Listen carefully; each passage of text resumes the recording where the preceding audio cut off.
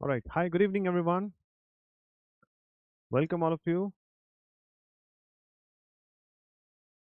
एक बार quickly अपनी attendance लगाएंगे. Let me know if the audio and visuals are fine. Then we'll get started.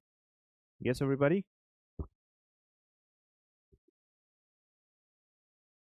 हाँ जी.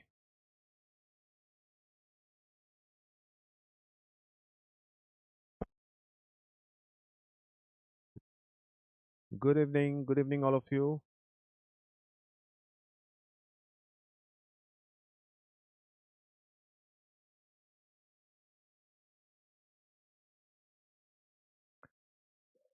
हाँ जी, शुरू करें. आशीष जी, नमस्ते.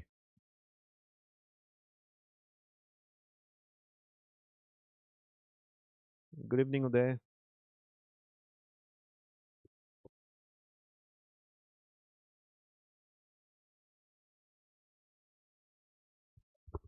All right. चलो, let's get started. So we are continuing with economics and आज हम डिस्कस करेंगे अबाउट मॉनेटरी पॉलिसी. एक बार पहले पिछली क्लास का क्विक रिवीजन कर ले. राइट, बीच में एक दिन छुट्टी थी, शायद आप भूल भुला गए हो. तो एक बार क्विकली रिवीजन कर लेते हैं. Yes, good evening Madhavi. So last class we talked about fiscal policy, right? And fiscal policy is whose concern, कौन चलाता है फिस्कल पॉलिसी, किसका डोमेन है, किसका एरिया है. It is the government, right. जो फाइनेंस मिनिस्ट्री है, that is going to take care of the fiscal policy. Then describe the roles and objectives of fiscal policy and arguments regarding national debt. तो हमने बात की थी fiscal policy का purpose क्या होता है. देन हमने इस बारे में बात की थी कि अगर सरकार बहुत ज्यादा खर्चा कर रही है, उसके लिए अगर डेट ले रही है, लोन ले रही है, बहुत ज्यादा डेफिसिट हो रहा है, तो इसके ये कंसर्निंग बात है क्या, ये बहुत ही चिंताजनक बात है. तो हमने इसके फेवर में भी कुछ आर्गुमेंट्स देखे थे एंड फिर हमने इसके अगेंस्ट में भी कुछ आर्गुमेंट्स देखे थे, राइट. एग्जाम चल रहे थे तो पीछे की वीडियो रह गई है. आज आपका पहला लेक्चर है क्या इकोनॉमिक्स का? Then also it would be fine, कोई दिक्कत वाली बात नहीं है. ये जो मॉनेटरी पॉलिसी आज हम शुरू करने जा रहे हैं, ये स्टैंड अलोन आपको समझ में आ जाएगा जो भी डिस्कशन हम यहाँ पर करेंगे. ओके. बस आप फिस्कल पॉलिसी का बीच बीच में कहीं जिक्र हो सकता है, उसको आप जो पिछला लेक्चर है उसको आप डेफिनेटली इस लेक्चर के बाद देख लीजिएगा. ओके, उसके recording. Next is fiscal policy tools. क्या क्या मैकेनिज्म रहता है फिस्कल पॉलिसी का, कैसे फिस्कल पॉलिसी में डिसीजंस लेने से, राइट, कोई भी चेंजेस करने से इकोनॉमी पर उसका इम्पैक्ट पड़ता है. We understood that mechanism. And finally, we talked about the implementation of fiscal policy and determine if a stance is expansionary or contractionary. Government क्या steps ले रही है, उसका स्टांस क्या है, ये चीज हम कैसे डिटरमाइन करते हैं. गवर्नमेंट एक्सपेंशनरी मोड में जा रही है या कॉन्ट्रैक्शनरी मोड में जा रही है, that is also what we understood in the last lecture. Okay, तो ये सब पिछली क्लास की बातें हैं. आज हम बात करेंगे about monetary policy. Monetary policy is all about the central banks activities. ठीक है, सेंट्रल बैंक क्या स्टेप्स लेता है इन्फ्लेशन को कंट्रोल में लाने के लिए एंड इकोनॉमी पर उसका इम्पैक्ट डालने के लिए. So we'll understand about the roles of central banks and the objectives of monetary policy. जैसे हमने फिस्कल पॉलिसी का ऑब्जेक्टिव पढ़ा था, वैसे ही मॉनेटरी पॉलिसी का भी ऑब्जेक्टिव पढ़ेंगे एंड ये इंपॉर्टेंट रहेगा. फिर explain the monetary transmission mechanism. Okay, ये ट्रांसमिशन मैकेनिज्म आप मान के चलिए आज की क्लास का सबसे इंपॉर्टेंट हाईलाइट होने वाला है कि किस तरीके से सेंट्रल बैंक एक स्टेप लेती है एंड उससे इकोनॉमी में एक स्पाइरल इफेक्ट आपको देखने को मिलता है, एक रिपल इफेक्ट आपको देखने को मिलता है, राइट. एक के बाद एक चीजें falls in place. And then relationships between policy and growth, inflation and interest rates. Okay, how all these are interlinked. Then identify tools used to implement policy and the qualities of effective central banks. Okay, तो पहले तो हम tools की बात करेंगे, right. Majorly तीन tools हैं. And what are the qualities of an effective central bank? Okay, we'll talk about those qualities.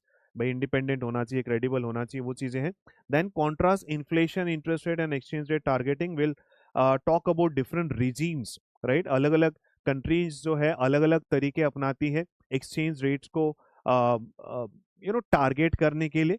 And then describe limitations of monetary policy and the interaction with fiscal policy. Okay, let's get started. So the first thing is essential role of a central bank. Jatin का question आ गया. Contractionary fiscal policy repeat sir. Contractionary fiscal policy का मतलब ये था, government अगर spending को कम कर रही है, ईडी को कम करने के लिए, एग्रीगेट डिमांड को कम करने के लिए। एंड ऐसा कब किया जाता है, जब इकोनॉमी जो है बहुत ही ज्यादा हीटेड हो चुकी है, बहुत ही ज्यादा बूम या एक्सपेंशनरी मोड में जा चुकी है। Okay Manav, regarding the timings, the thing is, I'll urge you, I'll request you, if you are looking for a direct and a very quick answer, then you can use the WhatsApp channel and you can tag Deepshika ma'am or Isha ma'am to directly raise this concern. Okay, I have also made up a follow-up request on your behalf, but the process is taking some time. So I'll request you, Manav, that please directly talk to Isha ma'am. Okay. चलो अब बात करते हैं, so what are the essential rules of a central bank. Central banks typically assume several critical responsibilities in modern economies. ये अगर आपने 11th-12th अगर economics पढ़ी है तो आपने ये चीजें वहां पर भी पढ़ी होंगी, पर ठीक है, as a fresher let us revise them.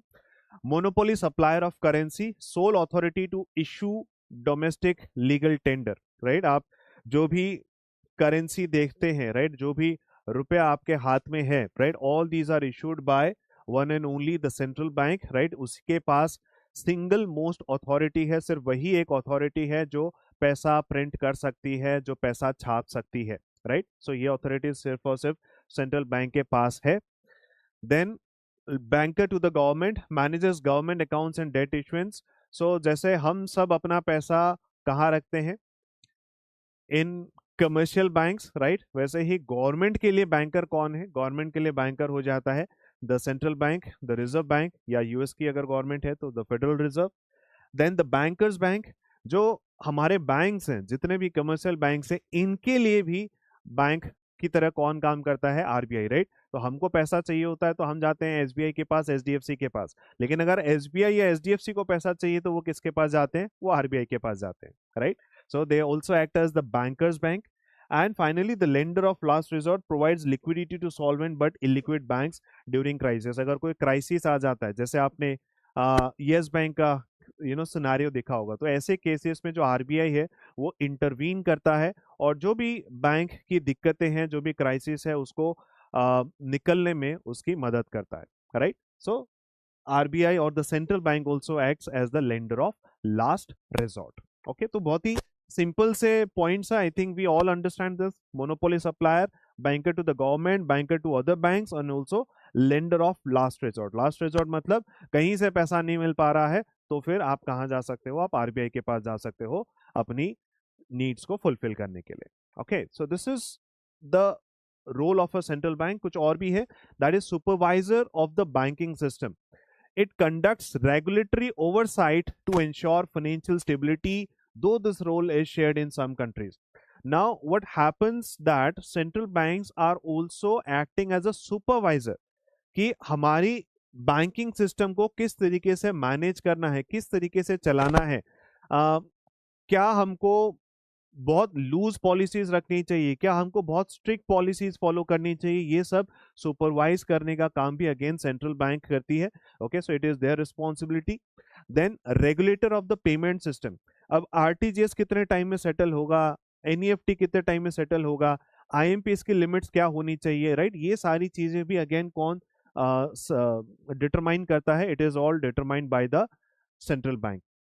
Then conductor of monetary policy, it influences the quantity of money and credit to achieve economic goals. Economy में money का जो flow है, credit का जो flow है, that is determined again by the central bank. It is going to take steps whether in favor of increasing the money supply or maybe against increasing the money supply, and इसके जरिए वो overall जो economic goals है, जो stability है, right, जो inflation को control करना है, ये सब गोल्स को अचीव करने के लिए जो सेंट्रल बैंक है वो मॉनेटरी पॉलिसी को इंप्लीमेंट करता है। ओके, एंड हमारा जो आज का मेन टॉपिक रहेगा वो इसी के अराउंड रहेगा कि मॉनेटरी पॉलिसी में चेंजेस करके कैसे आरबीआई अल्टीमेटली इकोनॉमी में इंपैक्ट डालता है। ओके, सो आज का चैप्टर देखो, कोई बहुत ज्यादा आपको टफ या टेक्निकल नहीं लगेगा, बिकॉज इसमें कोई एज सच न्यूमेरिकल्स वगैरह आपको नहीं देखने को मिलेंगे। सिर्फ कुछ बेसिक सिंपल से कॉन्सेप्ट्स हैं जो मैक्रो इकोनॉमी के लिए सिंपल जरूर है लेकिन इंपॉर्टेंट बहुत ज्यादा है। एंड बस इन मैकेनिज्म्स को आपको समझना है। कुछ थियोरेटिकल क्वेश्चंस ही यहाँ से आप एक्सपेक्ट कर सकते हो and that's it. Okay, so that is all about monetary policy. ठीक है, तो सेंट्रल बैंक का जो रोल है ये एकदम क्लियर है सभी को। ठीक है, एक एग्जाम्पल है, in a liquidity crisis Southern Stone mortgage bank faces a funding freeze as inter bank market stop lending. इसका केस चलो मैं अभी अब इंडिया से लिंक करूंगा तो आपको ज्यादा समझ में आएगा। पहले इसका देख लेते हैं क्या हुआ था। The bank relied on aggressive short term money market borrowing to fund long term mortgages. तो ये बैंक के केस में देखो हुआ क्या, बैंकों में दिक्कत क्या आती है, आप सबसे पहले तो ये समझिए। बैंकों में दिक्कत ये आती है कि उनके पास बहुत सारा पैसा आना भी रहता है जाना भी रहता है, एंड ये जो मिसमैच अगर हो जाए कभी भी कि मेरे पास जो पैसा आना है और जो पैसा जाना है इसमें अगर कहीं भी मिसमैच हो जाता है तो फिर बैंक्स में क्या हो जाती है, लिक्विडिटी क्राइसिस आ जाती है। तो यहाँ पे इन्होंने एक सिचुएशन समझाया है। सिचुएशन क्या है कि इन्होंने जो लोन्स दे रखे हैं अपने कस्टमर्स को वो क्या है, लॉन्ग टर्म नेचर के। इन्होंने किसी को मान लो होम लोन दे दिया, तो अब वो होम लोन वाला तो मेरे पास कब आएगा, 10 साल बाद आएगा, 20 साल बाद आएगा, मतलब धीरे धीरे करके 20 साल में पैसा चुकाएगा। लेकिन उस लोन को देने के लिए बैंक ने जो फंडिंग का सोर्स अपनाया था वो क्या था, वो शॉर्ट टर्म था। वो शॉर्ट टर्म था मतलब बैंक को वो जो पैसा चुकाना है वो मान लो अगले 6 महीने में चुकाना है, अगले 12 महीने में चुकाना है। तो पैसा आएगा घूम के 20 साल में और इधर चुकाना है मेरे को 1 साल 2 साल के अंदर में। तो ये जो मिसमैच हो जाता है ना कई बार बैंकों में, तो this is treated as liquidity crisis. Okay, तो ऐसी क्राइसिस में इशू क्या है वो आपको समझ में आया। अब सेंट्रल बैंक इसमें क्या करेगा, कैसे इंटरवेन करेगा। The central bank acts as the lender of last resort, providing emergency cash to prevent a systemic collapse of the banking sector, right? ये systemic के ऊपर लास्ट क्लास में किसी ने डाउट भी पूछा था, राइट? तो सिस्टेमिक मतलब पूरा बैंकिंग सेक्टर कोलैप्स ना कर जाए, राइट? बिकॉज अगर ये बैंक क्रैश करेगा तो इस बैंकिंग सिस्टम पे से लोगों का भरोसा उठ जाएगा और सब लोग क्या करेंगे, चाहे ये बैंक हो या कोई और बैंक हो, सभी से पैसा निकालना शुरू कर देंगे, राइट? तो इसीलिए सेंट्रल बैंक को बीच में आना पड़ता है, इंटरवीन करना पड़ता है और इस बैंक को जो नेसेसरी लिक्विडिटी है उसको इसको लेंड करना पड़ता है, ओके, ताकि ये बैंक कोलैप्स ना कर जाए। लेसन क्या है, central banks must balance providing liquidity with preventing moral hazard where banks take excessive risk, right? तो अगर बैंक बहुत ज्यादा एक्सेसिव रिस्क ले रहा है तो you know bank, the central bank has to keep a mechanism in mind कि किस लेवल तक उनको रिस्क लेना चाहिए, किस पॉइंट के बियॉन्ड अगर वो रिस्क ले लेता है तो फिर उसके बियॉन्ड उनको आरबीआई भी या सेंट्रल बैंक भी हेल्प नहीं कर पाएगा, right? So they have to draw line. Okay, and usually अगर एक बैंक इतना बड़ा बैंक है जिसका एक सिस्टेमिक कोलैप्स की तरफ अगर इम्प्लीकेशंस हो सकते हैं तो ऐसे केस में सेंट्रल बैंक हमेशा इंटरवीन करता ही है, राइट? एंड उस बैंक को यूजुअली बचा लिया जाता है। तो आपने कुछ ऐसे केसेस देखे होंगे जैसे कि महाराष्ट्र में जो पीएमसी बैंक था, right? I think you all have heard of an example of that bank. And फिर ऐसा यूएस बैंक के साथ भी हुआ था, सॉरी यूएस नहीं, yes bank, right? What am I saying, yes bank, yes, anybody recalls? Yes bank ने लोगों के जो विड्रॉल्स है उस पर लिमिट्स लगा दिए थे कि आप अपना पैसा नहीं निकाल पाओगे अपने अकाउंट से। यस, एक सर्टेन लिमिट तक, राइट? बिकॉज लोग पैनिक कर रहे थे कि भाई बैंक डूब जाएगा, हमारे पैसे अटक जाएंगे, राइट? तो ऐसा ऐसे केस पे वो चीज़ किया गया था एंड देन फिर जो बैंक है उसको नेसेसरी फंडिंग जो है प्रोवाइड की गई थी। तो जो बाकी बैंक्स हैं, एसबीआई, उन लोगों को बोला गया था भाई आप लोग आओ आगे, राइट? जो इंटरिम इशू है, राइट, जो फंडिंग की गैप है, जो लिक्विडिटी क्राइसिस है उसको पूरा करो, right? Yes, the Rana Kapoor case. Sir, who has the authority to print money, government or central bank? So actually it is government via the central bank. अगर मैं डायरेक्ट गवर्नमेंट की बात करूं तो गवर्नमेंट खुद सिर्फ और सिर्फ जो 1 रुपया का नोट है ना वो प्रिंट करता है। गवर्नमेंट ने अपने पास क्या राइट रखा है, जो सिर्फ 1 रुपया वाला करेंसी है ना, सिर्फ 1 रुपया को गवर्नमेंट खुद प्रिंट करती है। बाकी का सारा काम जो है वो आरबीआई ही करती है, गवर्नमेंट खुद नहीं करती है। गवर्नमेंट खुद नहीं करती है, वो आरबीआई के जरिए ही होता है। तो अल्टीमेटली जो रिजर्व बैंक है, जो सेंट्रल बैंक है, वही ये काम करती है।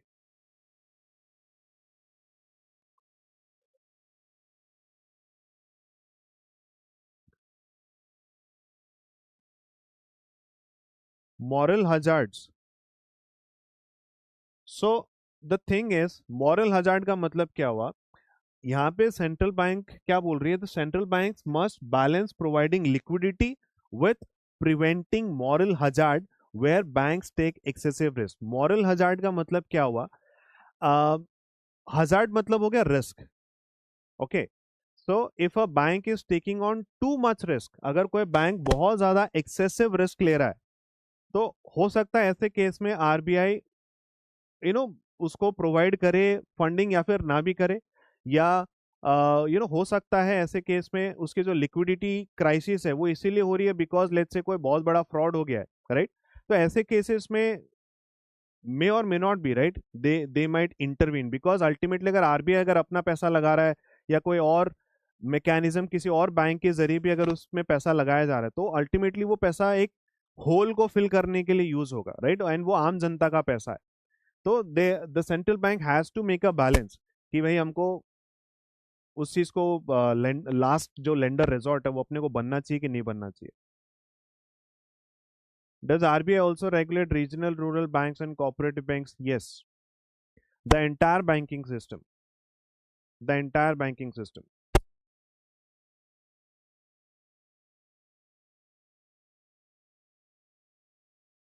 Okay, so now let's talk about the objectives of monetary policy. इसको जरा ध्यान से पढ़ेंगे, ये इंस्टीट्यूट इस टाइप के क्वेश्चंस पूछने में इंटरेस्टेड होती है। The overarching goal for nearly all central banks is price stability. Okay, let us keep this in mind. Central banks का मेन ऑब्जेक्टिव क्या है? प्राइस स्टेबल रखना। प्राइस स्टेबल रखना मतलब इन्फ्लेशन को कंट्रोल में रखना, right? Objective maintaining low and stable inflation that does not distort economic decision making. So एक ऐसा स्टेबल इन्फ्लेशनरी एनवायरनमेंट मेंटेन करके चलना कि जिससे इकोनॉमिक ग्रोथ को सपोर्ट मिल सके, राइट? सो उस चीज को सपोर्ट करना, अकोमोडेट करना is the objective of monetary policy, right? हमने जब फिजिकल पॉलिसी के बारे में पढ़ा था तो वहां पे एक टर्म आया था मॉनेटरी अकोमोडेशन, राइट?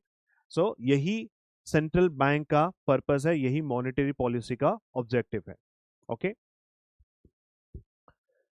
सो ये तो हो गया मेन ऑब्जेक्टिव, क्या है? इन्फ्लेशन को स्टेबल रखना या प्राइस को स्टेबल रखना। अब इसके अलावा भी कुछ गोल्स हो सकते हैं सेंट्रल बैंक्स के। For example maximum sustainable employment, for example US federal reserve.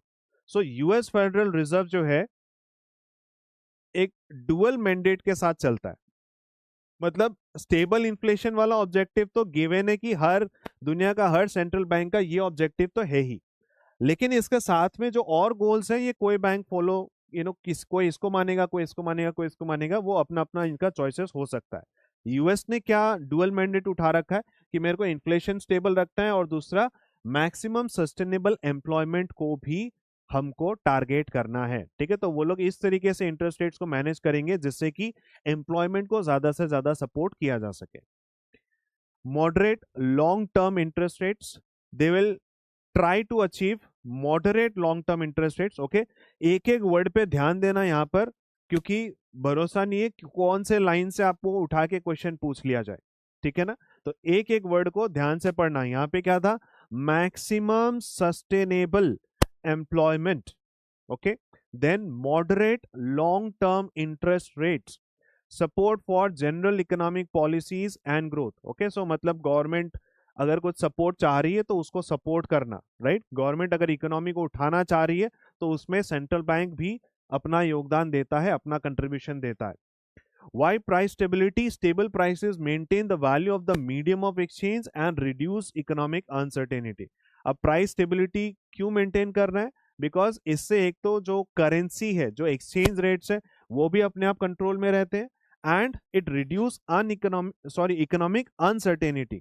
अब इकोनॉमी में अगर अनसर्टेनिटी रहेगी, right, businesses would always be uncertain that future में where the economy is going to go ahead, तो फिर जो प्रोडक्शन है, जो आउटपुट है, वो कभी भी आपको एफिशिएंटली देखने को नहीं मिलेगा, राइट। जो पूरा मैकेनिज्म जो हमने एग्रीगेट डिमांड के ऊपर समझा था, right, that is all dependent upon how the firms, the households, they feel about the government और the economy as a whole, right. अगर उनको लगता है कि इकोनॉमी जो चला रहे हैं, जो पॉलिसी मेकर्स हैं, जो सेंट्रल बैंक है, राइट, ये लोग अच्छा काम कर रहे हैं, रिवाइव कर लेंगे, राइट, तब तो वो लोग एग्रेसिव होकर भी अपना काम करेंगे। लेकिन अगर इनको भरोसा नहीं होगा गवर्नमेंट के ऊपर, अगर इनको भरोसा नहीं होगा सेंट्रल बैंक के ऊपर, तो फिर ये लोग कभी भी इकोनॉमी में अपना फुल पोटेंशियल पे काम नहीं करेंगे, राइट। सो ये चीज मेंटेन करने के लिए प्राइस स्टेबिलिटी होना बहुत जरूरी है। देखिए, एंड अभी इसके इम्प्लीकेशंस आपको आगे चलकर समझ में आएंगे कि भाई क्यों ये चीज इतना ज्यादा जरूरी है, एंड ये चीज ना हो तो इकोनॉमी में क्या हो जाएगा। Okay, so just give me some time, by the end of today's chapter you will have utmost clarity कि सेंट्रल बैंक्स ने प्राइस स्टेबिलिटी को ही अपना मेन ऑब्जेक्टिव क्यों माना हुआ है। ओके, ठीक है, तो ये मेन ऑब्जेक्टिव है, और ये उसके अलावा कुछ और भी ऑब्जेक्टिव्स हो सकते हैं, इनको भी जरा दिमाग में रखना। Okay, continuing with the central bank objectives, तो यहाँ पे डिफरेंट डिफरेंट सेंट्रल बैंक्स के आपके सामने ऑब्जेक्टिव्स लिखे गए हैं। यूरोपियन सेंट्रल बैंक, इसका मेन ऑब्जेक्टिव क्या है? प्राइस स्टेबिलिटी ही है। एंड इसके साथ में इन्होंने एक सपोर्टिंग ऑब्जेक्टिव लिया हुआ है कि हम यूरोपियन यूनियन की जो भी इकोनॉमिक पॉलिसीज है उनको क्या करेंगे? सपोर्ट करेंगे। दूसरा, यूएस फेडरल रिजर्व, तो मैंने इसका कहा था कि इसमें डुअल मैंडेट है, एक तो स्टेबल प्राइसेस, दूसरा क्या है? And maximum employment. ठीक है, इसको ध्यान देंगे। एंड इसके अलावा ये क्या, तीसरा क्या ऑब्जेक्टिव है इनका? Moderate long term interest rates को अचीव करना, मेंटेन करना। रिजर्व बैंक ऑफ ऑस्ट्रेलिया का क्या गोल है? Again stability of currency and full employment and economic prosperity. Bank of Korea क्या चाहता है? Price stability and statutory primary purpose, मतलब ऐसा कुछ डिफाइंड नहीं है भाई, जो भी प्राइमरी पर्पस है, जो भी गवर्नमेंट चाहती है उसके हिसाब से हम फॉलो करेंगे। ओके,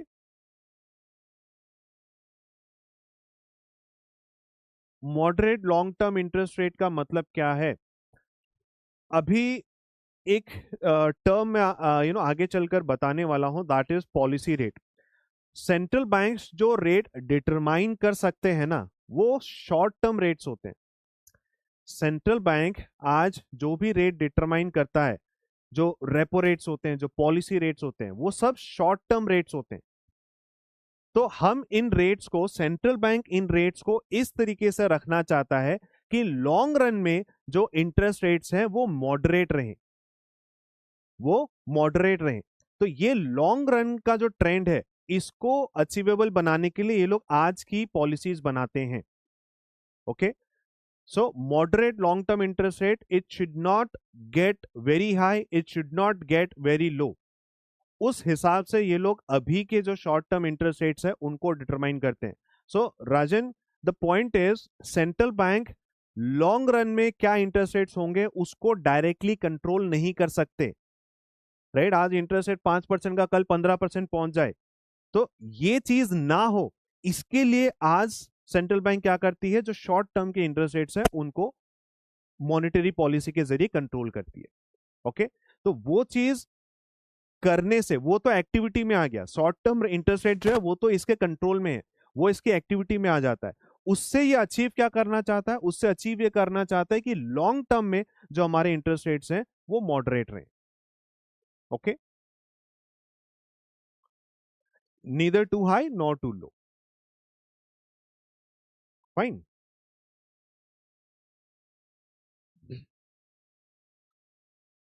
अब ऐसा अचीव कैसे होता है?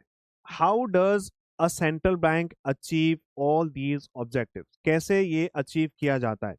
तो इसको अचीव करने के लिए सेंट्रल बैंक्स तीन मेजर टूल्स यूज करते हैं। ठीक है, पहले इनका नामकरण करते हैं, उसके बाद एक एक करके एक एक टूल को डिटेल में समझेंगे। सबसे पहला टूल क्या है? Open market operations, which is also known as OMO. Open market operations मतलब सिक्योरिटीज बाय और सेल करना। ओके, ओपन मार्केट में सिक्योरिटीज बाय और सेल करना, इसके जरिए सेंट्रल बैंक क्या करती है, मार्केट में पैसे का फ्लो कंट्रोल करती है, पहली चीज। उसके बाद bank of Korea, I think they are talking about the south Korea here. North का इतना बता नहीं सकते अभी। Okay, next is official policy rate. Official policy rate हो गया आपका repo rate. Okay, this is the repo rate.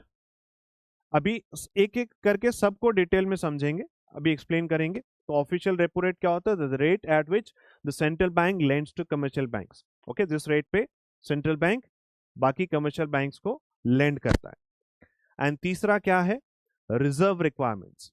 आपको ये चीज आई गेस अंदाजा होगा, पता होगी कि अगर बैंकों को पैसा लेंड करना है तो उस लेंडिंग के अगेंस्ट में उनको कुछ पैसा अपने रिजर्व्स में भी रखना होता है, राइट। एंड ये जो रिजर्व्स में मैंडेटरीली जो पैसा जमा कराना जरूरी है, इस परसेंटेज रिक्वायरमेंट को, इस रिजर्व रिक्वायरमेंट को कम या ज्यादा करके भी मार्केट में लेंडिंग को कंट्रोल किया जाता है। Okay, this is called reserve requirement, mandatory percentages of deposits that banks must hold in reserve. Okay, this is called reserve requirement. I hope you must have heard of reserve ratios, right? Cash reserve requirements, statutory liquidity ratio, okay, liquidity coverage ratio, you must have heard of these ratios. तो आ जाओ एक एक करके इन सभी tools को समझते हैं details में। First is open market operations और OMO. What is the mechanism behind OMO? Simple, नाम से ही समझ में आना चाहिए एग्जाम में। ओपन मार्केट ऑपरेशंस मतलब ओपन मार्केट में आप क्या कर रहे हो, बाइंग एंड सेलिंग कर रहे हो। किस चीज की बाइंग एंड सेलिंग कर रहे हो? गवर्नमेंट सिक्योरिटीज की, गवर्नमेंट बॉन्ड्स की, to and from commercial banks, to and from commercial banks. Okay, मतलब सेंट्रल बैंक आरबीआई क्या कर रहा है, बैंक्स के पास जो भी गवर्नमेंट सिक्योरिटीज है उनको या तो खरीद रहा होता है या उनको गवर्नमेंट बॉन्ड्स बेच रहा होता है। ओके, अब कौन से केस में क्या होता है ध्यान से देखते हैं। First is expansionary, central bank buy bonds. अगर सेंट्रल बैंक को एक्सपेंशनरी एक्शन लेना है, मतलब वो चाहती है कि अभी इकोनॉमी को ढीला छोड़ो, राइट, खुला छोड़ो, पैसा ज्यादा दो इकोनॉमी में ताकि एक्टिविटीज बढ़े, राइट, एक्सपेंशन की तरफ हमको जाना है। तो ऐसे केस में सेंट्रल बैंक क्या करेगा, सेंट्रल बैंक बाइज बॉन्ड। अगर सेंट्रल बैंक बॉन्ड्स खरीद रहा है तो सेंट्रल बैंक बदले में क्या दे रहा होगा, पैसे दे रहा होगा।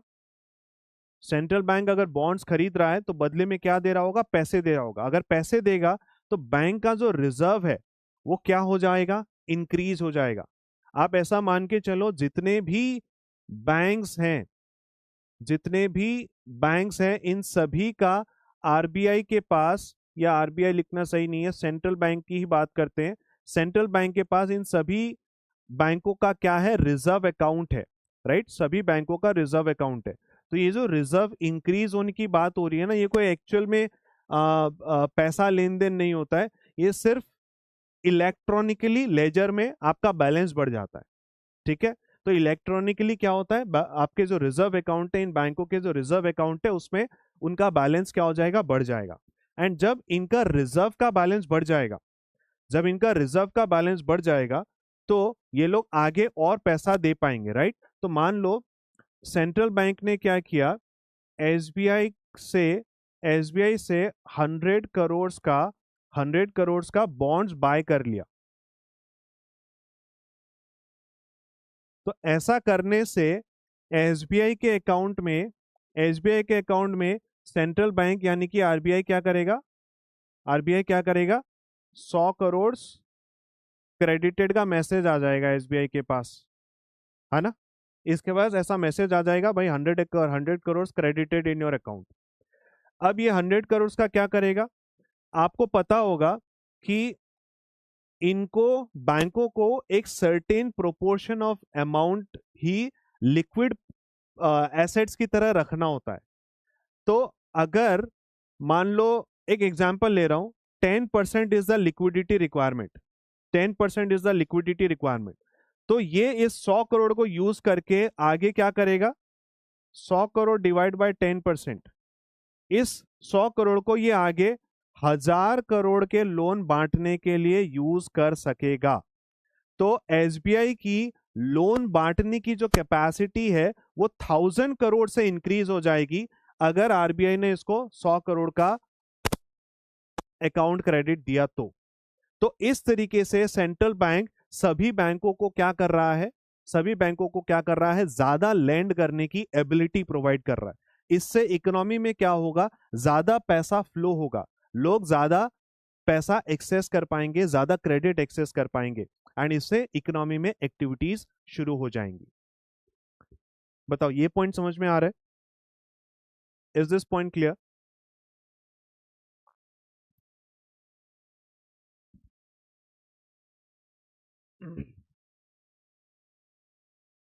आपको एक चीज और बताता हूं मैं। आपने कभी एक बैंक की बैलेंस शीट देखी है?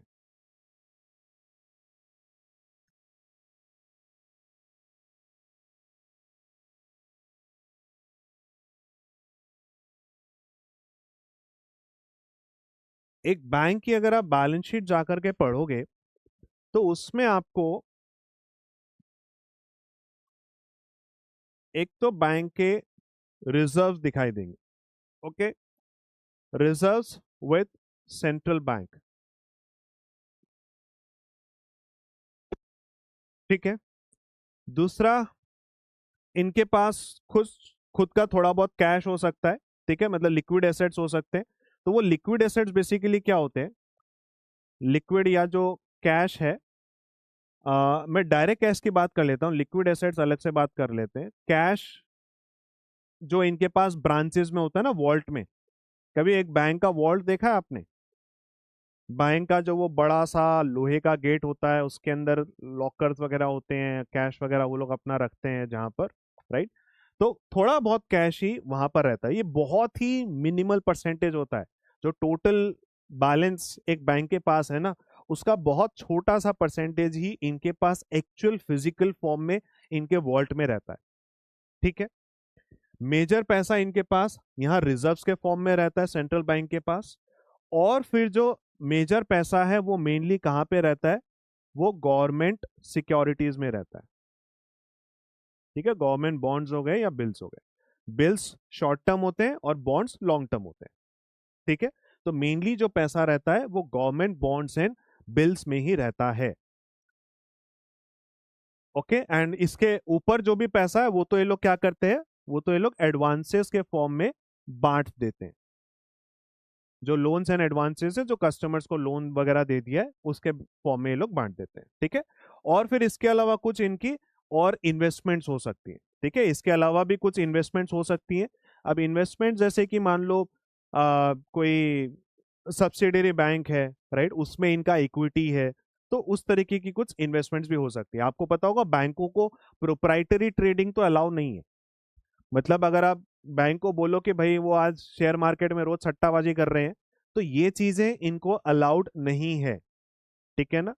तो बैंक्स, कमर्शियल बैंक्स ये सब चीजें नहीं कर सकते, इन्वेस्टमेंट बैंक्स कर सकते हैं, कमर्शियल बैंक्स नहीं कर सकते, ठीक है। तो इसलिए ऐसा कोई सट्टाबाजी ये लोग करते नहीं है। और बाकी इन्वेस्टमेंट्स में और क्या चीजें आ सकती हैं, अब ये लोग जैसे कॉर्पोरेट बॉन्ड्स में भी इन्वेस्ट करते हैं।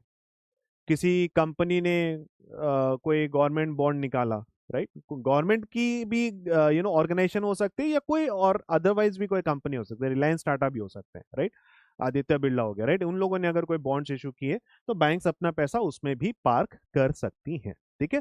But again there is a limit to that. वो डिपेंड करता है कि क्रेडिट रेटिंग के हिसाब से, राइट। तो इनका ना एक रिस्क वेटेज होता है, आरबीआई इनको ऐसा बोलता है कि इतना पैसा आप सेफ एसेट्स में आपको रखना ही पड़ेगा, ठीक है ना। तो एक तो इनके पास सेफ एसेट्स होना जरूरी है, दूसरा इनके पास लिक्विड एसेट्स होना जरूरी है, ठीक है। लिक्विड एसेट ये जरूरी है, ये आरबीआई ने, सेंट्रल बैंक ने मैंडेट कर रखा है कि आपके पास सेफ और लिक्विड एसेट्स इतना परसेंटेज होना ही पड़ेगा। जितना भी आपका बैलेंस शीट साइज है, जितना भी आप लाइबिलिटीज देना चाहते हो, तो उसका सर्टेन पोर्शन आपके पास सेफ एंड लिक्विड एसेट्स में होना पड़ेगा। उसके ऊपर का पैसा आप क्या कर दो, आगे कस्टमर को लोन में बांट दो, ठीक है। तो अब ये जो सेफ एंड लिक्विड वाला क्राइटेरिया होता है ना, ठीक है, इसको मेंटेन करने के लिए बैंक्स क्या करते हैं, अपना काफी पैसा गवर्नमेंट बिल्स में पार्क करके रखते हैं, गवर्नमेंट बॉन्ड्स में, गवर्नमेंट सिक्योरिटीज में पार्क करके रखते हैं। ठीक है, तो ये जो सिक्योरिटी है, इसी के जरिए ये लोग क्या करते हैं, अगर मान लो इनको पैसे की जरूरत है, तो पैसे की जरूरत है, तो ये क्या करेंगे, इस गवर्नमेंट बॉन्ड को आरबीआई को दे दिया और उसके बदले में उससे पैसे ले लिए, राइट।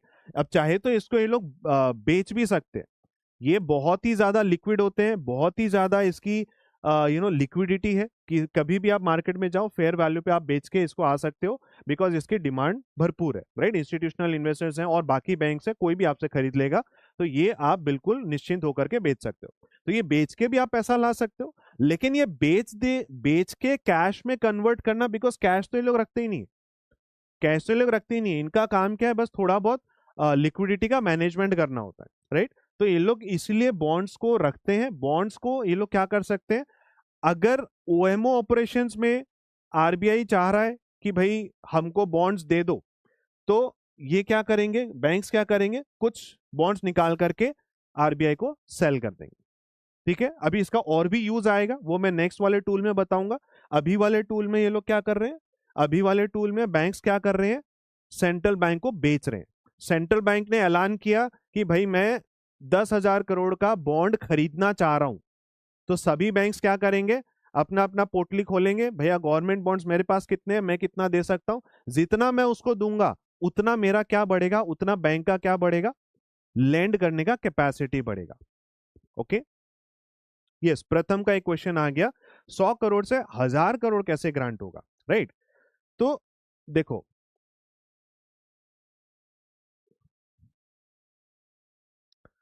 ये बैंक की बैलेंस शीट है, ये बैंक की बैलेंस शीट है, बैंक के पास, अब मैं आपको पूरा बेसल नॉर्म्स तो नहीं समझाऊंगा, राइट, बिकॉज वो बहुत ज्यादा कॉम्प्लिकेट हो जाएगा, पर आप इतना समझिए, जो सेंट्रल बैंक है ना, उसने, देखो ये लोग ना एक नॉर्म फॉलो करते हैं, बेसल नॉर्म्स, आप जाके इसके बारे में स्टडी कर सकते हो। ठीक है, बेसल 3 चल रहा है, बेसिकली एक यूनिवर्सल एक कुछ नॉर्म्स बनाए हुए हैं कि भैया बैंकों को कैसे ऑपरेट करना चाहिए।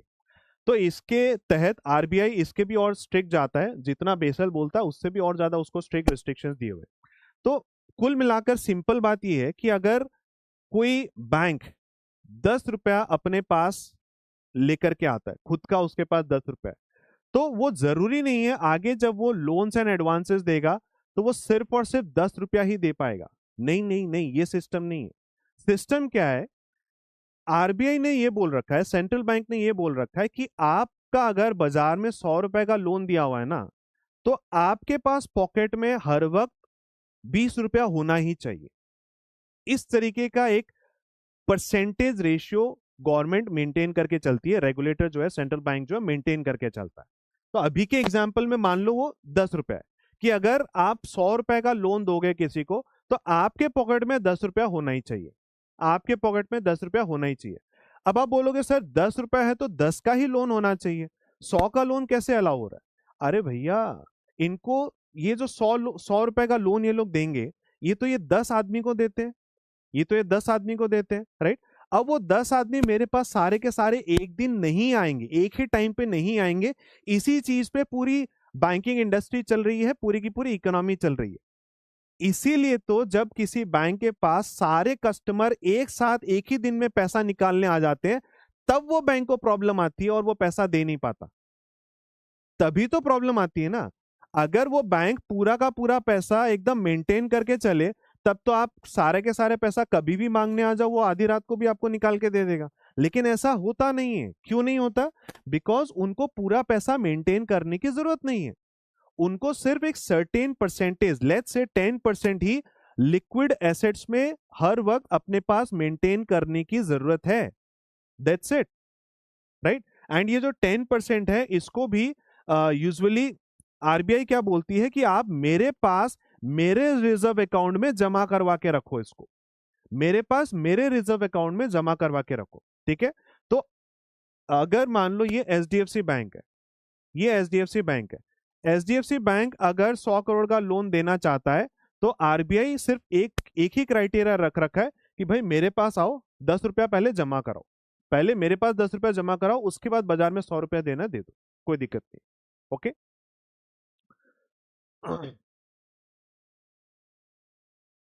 तो ये समझ में आया प्रथम प्रथम आपको, why this creates a multiplier effect, this is called the multiplier effect, this is called the multiplier effect.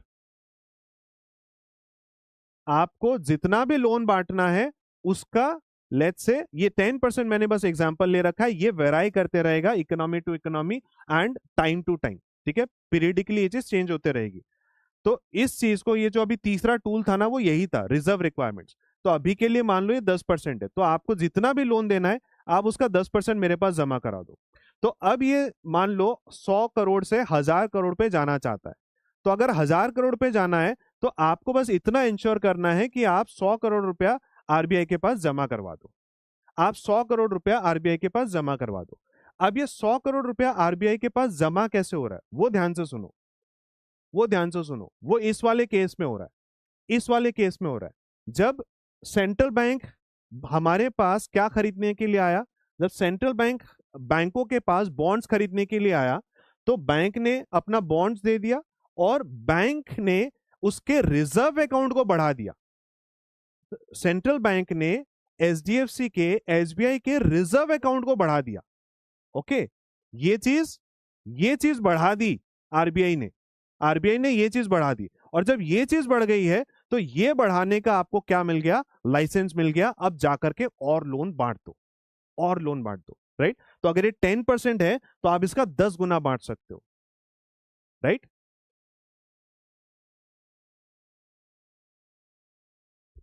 ठीक है, तो money supply expense via the multiplier, okay, via the multiplier. तो सेंट्रल बैंक बॉन्ड खरीदता है, इसको जरा ध्यान से रखना, अगर सेंट्रल बैंक बॉन्ड खरीद रहा है मतलब बैंकों के पास पैसा आ रहा है, बैंकों के पास पैसा आएगा तो वो पैसा इकोनॉमी में मल्टीप्लाई होकर के हाउस होल्ड्स को, बिजनेसेस को मिलेगा, जिससे इकोनॉमी में क्या होगी, इन्वेस्टमेंट एक्टिविटीज होंगी, स्पेंडिंग एक्टिविटीज होगी और इकोनॉमी ऊपर जाएगी, राइट। सो अगर एक्सपेंशनरी लेना है तो central bank will buy bond, और अगर कॉन्ट्रैक्शनरी मतलब इसका उल्टा करना है तो central bank is going to sell bond. अगर सेंट्रल बैंक बॉन्ड्स को सेल करेगा तो इसका मतलब बैंक्स लोगों को पैसा देना पड़ेगा उन बॉन्ड्स को खरीदने के लिए, राइट। एंड बैंक्स तो वैसे भी बॉन्ड्स खरीदते हैं, होल्ड करते ही। तो अगर सेंट्रल बैंक बॉन्ड्स खरीद बेच रहा है तो बैंकों का रिजर्व अकाउंट क्या होगा, रिजर्व से डेबिट हो जाएगा कि भाई इतने का बॉन्ड्स दे दिया मैंने तेरे को, अब रिजर्व उतना से डेबिट कर दूंगा, राइट। सेंट्रल बैंक ऐसा बोल रहा है, तो इनका रिजर्व अकाउंट क्या हो जाएगा, डिक्रीज हो जाएगा। एंड जब रिजर्व अकाउंट डिक्रीज हो जाएगा तो बैंकों की जो बाहर लोन देने की कैपेसिटी थी वो भी क्या हो जाएगी, श्रिंक हो जाएगी, लिमिट हो जाएगी। Okay, context it is used daily to target a specific level of bank reserves or a short term interest rate, right। तो ये जो मैकेनिज्म है सेंट्रल बैंक का बॉन्ड्स को खरीदना और बेचना, ये बैंक रेगुलरली यूज करती है जब उनको एक specific level of bank reserves maintain करवाना होता है, राइट। कभी भी अगर मान लो सेंट्रल बैंक को ऐसा लग रहा है ना कि अभी थोड़ा सा रिस्क बढ़ रहा है मार्केट में, बैंकों के रिजर्व ज्यादा होने चाहिए ताकि वो लोग प्रिपेयर्ड रहे शॉक, किसी भी अनसर्टेन शॉक के लिए, तो आरबीआई इस तरीके के स्टेप्स लेता है बैंकों के रिजर्व्स को बढ़ाने के लिए या फिर शॉर्ट टर्म इंटरेस्ट रेट को कम या ज्यादा करने के लिए। अगर मार्केट में पैसा ज्यादा आ जाएगा, अगर सेंट्रल बैंक ने बॉन्ड खरीद लिया, बैंकों के पास पैसा ज्यादा आ गया, तो अब उस पैसे की सप्लाई बढ़ गई है, एंड जब पैसे की सप्लाई बढ़ जाएगी तो इंटरेस्ट रेट क्या होगा, नीचे चला जाएगा। ओके,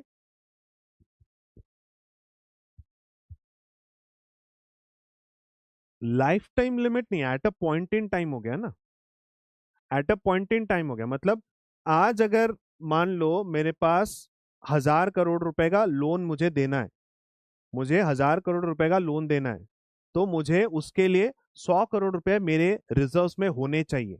आप देख लो अभी रिजर्व्स में 100 करोड़ है या नहीं, मान लो अभी 90 करोड़ आ रहे हैं, तो आपको और 10 करोड़ रुपए लाने पड़ेंगे ताकि आप 1000 करोड़ रुपया दे सको, ठीक है। तो ये at a point in time आप देखोगे देवेंद्र, एंड इसीलिए बैंक्स जो है आपस में इंटर बैंकिंग एक्टिविटी बहुत करते हैं, ठीक है। बैंक जो है आपस में लेन देन का काम बहुत ज्यादा करते हैं, चाहे आरबीआई से करना हो, चाहे एक बैंक दूसरे बैंक से कर रहा हो, आप किसी भी बैंक की बैलेंस शीट खोल के देखना, तो आपको ये सब एडवांसेस और जो इंटर बैंक डिपॉजिट्स है ये काफी ज्यादा कॉमन देखने को मिलेंगे, राइट। तो अभी इंडसइंड बैंक वाला मान लो यूनियन बैंक को बोलेगा हाँ भाई ये थोड़ा पैसा शॉर्ट पड़ रहा है, राइट, 1 दिन के लिए देना, 2 दिन के लिए देना, तो उन लोगों में आपस में इस तरीके से ओवरनाइट लेंडिंग ये सब बहुत कॉमन है और कॉमनली की जाती है। ओके, तो ओएमओ समझ में आया, ओपन मार्केट ऑपरेशंस, कैसे buying and selling of government securities leads to flow of money in the economy, कैसे इकोनॉमी में इकोनॉमी का चक्का घूम जाता है सेंट्रल बैंक के बॉन्ड खरीदने से या बेचने से। ये चीज क्लियर हो गई क्या सबको?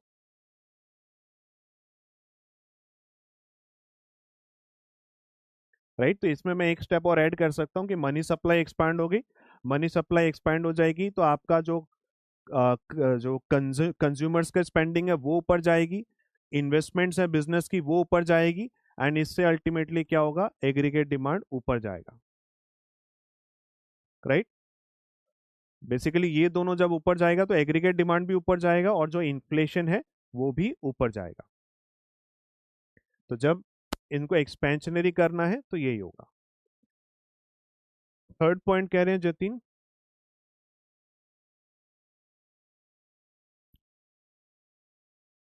यस का एक सवाल है कि बैंक रिजर्व लिमिट से ज्यादा रख सकते हैं क्या? यस, डेफिनेटली रख सकते हैं, लेकिन आप ये समझो कि क्यों रखेगा कोई बैंक? अगर उसकी लिमिट वो ज्यादा रखेगा पैसा उसके पास तो वो पैसा तो वेस्ट है ना। बैंकों का काम क्या है, उसमें जितना पैसा मिनिमम रखना है उतना रख के बाकी पैसा लेंड आउट करे कस्टमर्स को ताकि वहां से पैसा कमाए। आरबीआई के पास पैसा रख के क्या होना है, हमको तो उस पैसे को 10 गुना आगे बना करके कस्टमर्स को देना है ताकि वहां से हम प्रॉफिट कमाएं। आरबीआई के पास ज्यादा रखने से कुछ नहीं मिलेगा, इसलिए वो इंटेंशन नहीं होती है किसी भी बैंक की, कोई भी रखना नहीं चाहेगा। ठीक है यश? जतिन थर्ड पॉइंट कह रहे हैं, थर्ड पॉइंट मतलब ये कॉन्ट्रैक्शनरी वाला पॉइंट। तो कॉन्ट्रैक्शनरी वाला बिल्कुल इसका ऑपोजिट है। सेंट्रल बैंक अगर बॉन्ड्स को बेच रहे हैं तो इसका मतलब जो कमर्शियल बैंक्स हैं वो खरीद रहे हैं। अगर कमर्शियल बैंक्स यानी कि एचडीएफसी, एसबीआई, वो लोग बॉन्ड्स खरीदेंगे तो उनके पास पैसा कम हो जाएगा, तो उनका जो रिजर्व्स है वो डिक्रीज हो जाएगा। अगर रिजर्व डिक्रीज हो जाएगा तो वो आगे जो लोन बांट सकते हैं उसकी कैपेसिटी कम हो जाएगी। तो अगर लोन कम बांट पाऊंगा तो कंज्यूमर्स को लोन कम मिलेगा, वो लोग खर्चा कम करेंगे, बिजनेसेस को लोन कम मिलेगा, वो लोग इन्वेस्टमेंट्स कम करेंगे। तो इससे क्या होगा, मार्केट में इन्फ्लेशन नीचे आ जाएगा और एग्रीगेट डिमांड भी कहीं ना कहीं नीचे आ जाएगी। ठीक है,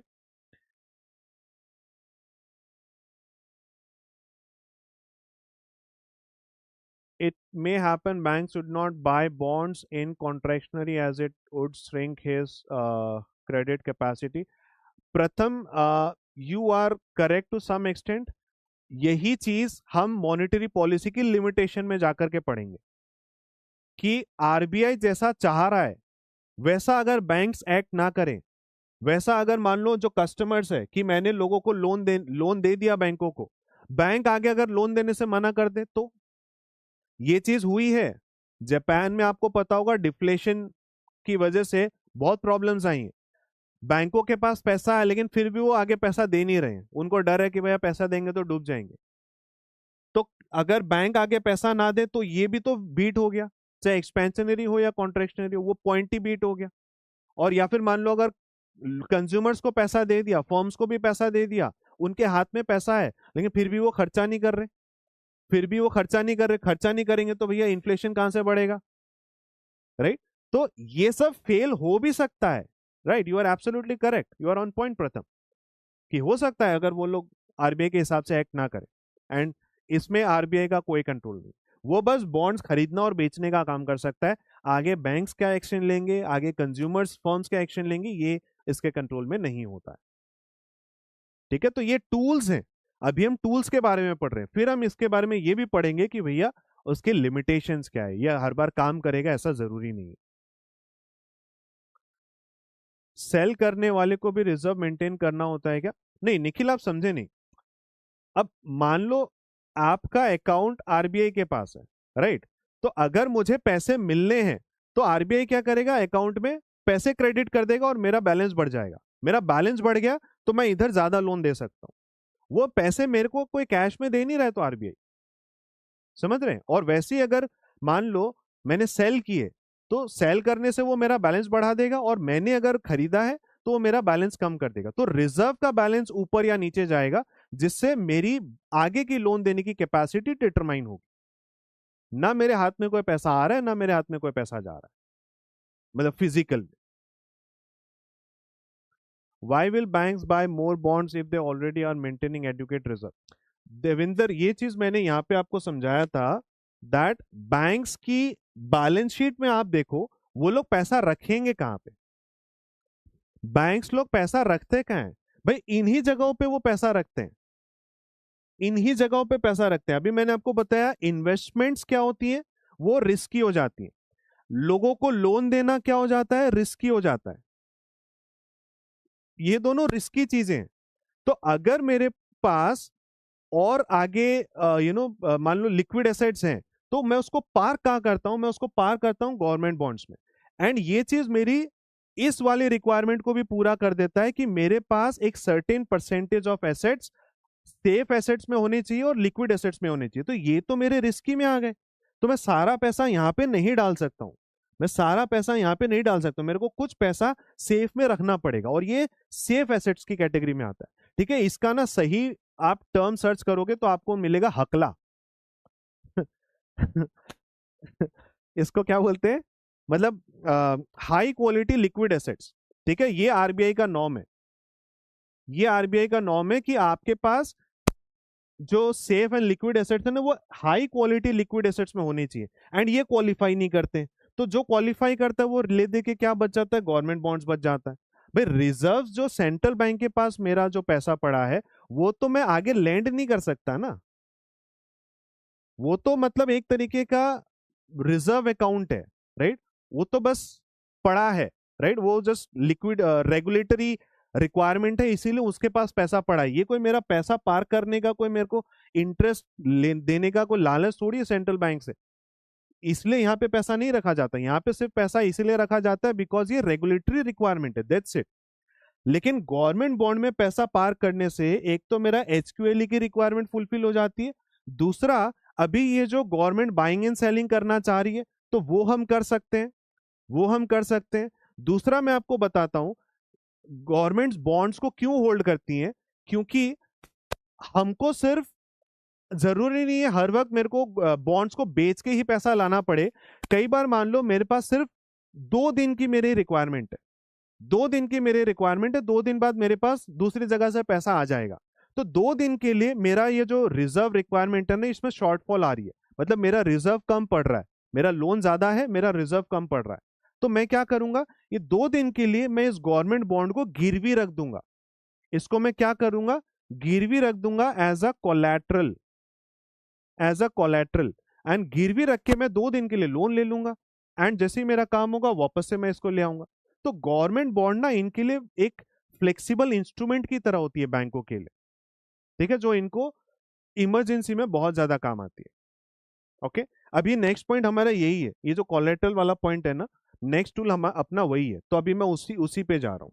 ओके, यहां तक क्लियर है क्या, are we okay with the OMO part, कि कैसे buying and selling of bonds leads to money supply in the market, यहां तक ओके है।